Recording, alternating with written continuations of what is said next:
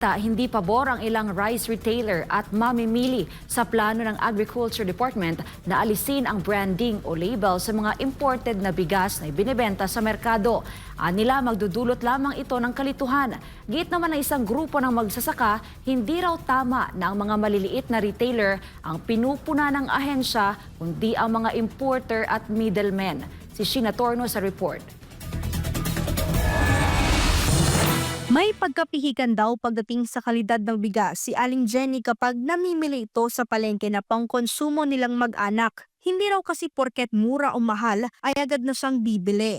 Una ay tinitingnan muna niya ang kulay nito, kung maputi o naninilaw ba, pati na rin ang lambot ng bigas kung hinahawakan. Mahalaga para sa kanya na may brand o label ang bigas na kanyang bibilhin.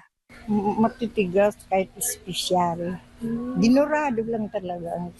Minsan, may dinuradong mura, pero hindi naman masarap. Baka hinalo na lang nila. Kaya ang alam ko talaga, di bali mahal, basta masarap. Ngunit ano na lamang ang mangyayari kung ang branding o label ng mga imported na bigas na binibenta sa mga pamilihan at siyang basihan ng mga consumer ay posibleng mawala? Kamakailan kasi ay personal na nadiskubre ni Department of Agriculture Secretary Francisco Chu Laurel Jr. na may isang brand ng bigas na sobra-sobra ang patong sa presyo na umabot sa higit 60 pesos kada kilo. Sabi ng kalihim, may tuturing raw na may ginagawang profiteering ang isang brand ng imported na bigas na bigo niyang pangalanan. Dapat daw kasi ay nasa 47 to 49 pesos lang ang presyuhan nito at nasa 42 pesos lamang ang landed cost. Dahil dyan, nitong Biyernes ay nakipagpulong ang mga opisyal ng ehensya sa ilang stakeholders para isapinal ang guidelines sa planong ito. Hindi naman yung mismong brand per se. Kung hindi magkaroon ng classification na ito nabibilang sila sa mga ganitong categorization. So again, magkakaroon niya ng announcement para hindi malito yung mga tao. Pero ang plano niya ng ahensya ay pinalaga naman na mga rice retailer at mamimili. Kasi nung nakaraan, hirap na ako hanapin. Tapos ngayon, di ba, wala nakalagay. Mahirapan ako pumili. Kasi yung mga bigas ngayon matitigas. Tapos hirap magsain, gano'n. Malambot minsan, matigas, gano'n. Hindi ko pabor diyan sa sistemang yan. Doon lang sa ating damit o pagka hiniwala ng barangay, nahong maligalig yan. Ay sa bigas pag nilagay sa bigas ay talagang mahirap.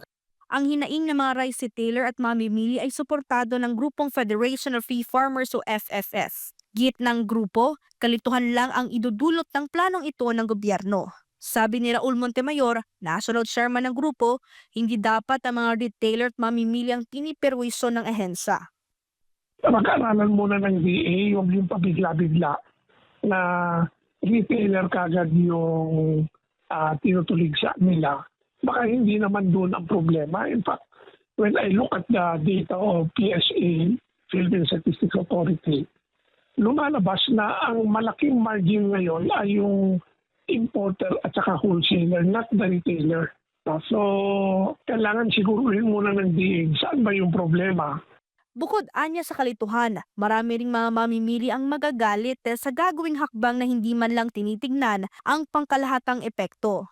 Giit pa ng FFF, unahin muna ng Department of Agriculture na sugpuin ang mga importer, wholesaler at middlemen na nagmamanipula sa presyo ng bigas sa merkado. Pero sabi naman ng DA, magsasagawa raw sila ng review para matukoy ang lahat ng posibleng nagmamanipula sa presyo. Hindi pa masabi ng ahensya ang inisyal na hakbang pero posible na raw itong ilabas at maipatupad sa mga susunod na araw. Ngunit kung ang grupo naman ng FFF ang tatanungin, ang hakbang nga raw ng Department of Agriculture sa pagbaba ng taripa ng imported na bigas ay hindi nga nakatulong na maibaba ang presyo. Ito na namang pag-alis ng branding o label ang posibleng magiging pasanin ng mga retailer at consumer. Para sa Diyos at sa Pilipinas kong mahal, ito si Sheena Torno, SMNI News.